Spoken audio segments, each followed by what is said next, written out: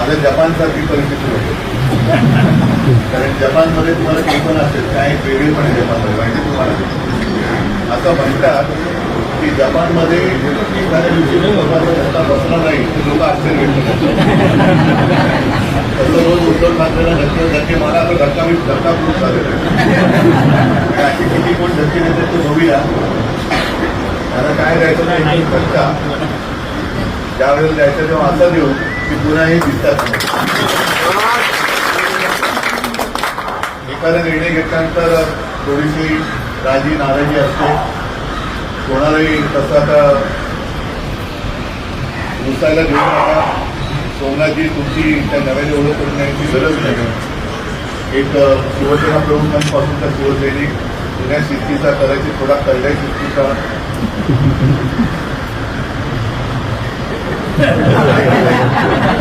पण आता सैनिक माणसांचं शिस्त आली पाहिजे. थोडेसे काही दुसरे गोवे असतील मी बघितलं बरेच बोलल्याची सुद्धा काही नाराज लोक आली होती. आता मोरजकर पण आहेत. आपले पेडणेकर जरी आज आले नसते पेडणेकरचा सुद्धा समजून घ्या. कारण ही लढाई ही एकट्या दुसऱ्याची नाही. ही लढाई आपली आहे. आणि मुद्दामून मी हे जे भेटतं त्यांना सगळ्यांना सांगतो की सगळ्यांनी नावापेक्षा आवर्जून बघा. आता ते जे काही रिपोर्ट येतात की लोक डोळे पुसत बाहेर पडतात. नाही, डोळे पुसत नुसते बाहेर पडून आता डोळे उघडून पिकते बघा. बाकीच्या गोष्टी मला या काही बोलायचं आहे. आता सर्व आपल्या मराठी भाषेतील आहे तेव्हा जे काही बोलायचं ते बोलेल.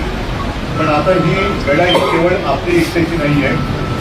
तर आपल्या मुळावरती घाव घालणारे एक तसे सरसावले आणि आपल्याच लाकडाचा दांडा करून त्याची कुऱ्हाड बनवून हे शिवसेनेच्या म्हणजे मराठी माणसांच्या मुळावरती घाव घालण्याचा प्रयत्न करतात. कारण तेव्हा आपण जर का एक नाही राहिलो किंवा त्याच्यावर दिवस करू देऊ असं बाकी मोठं भाषण काही करत नाही.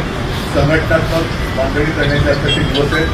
येत्या काही दिवसामध्ये कोर्टाचं ठिकाण लागण्याची शक्यता आहे. मुंबई महापालिका कंपनीचं प्रोसिजर आणि त्याच्यानंतर निवडणुका कधी लागतील मग आरक्षण कधी लागेल. शक्यता एप्रिल मे मध्ये निवडणूक लागण्याची दाट आहे. त्यानुसार आपल्याला जो काय वेळ मिळेल प्रत्येक शाखेमध्ये आपापली जबाबदारी घ्या. विनायकजीने जे काय सांगितलं मग मतदार नोंदणी जरा तपासा सदस्य नोंदणी आपले गटात त्या सगळ्या गोष्टी तुम्हाला सांगितलं. पण एक चांगला कार्यकर्ता शिवसेना प्रमुखांचा विभाग म्हणून दिलेला आहे. आणि मला खात्री आहे की गेल्या विधानसभेत जो काय अनुभव आला अनुभव लक्षात घेता जी काही चूक झाली असेल ती चूक आता पुन्हा होणार नाही.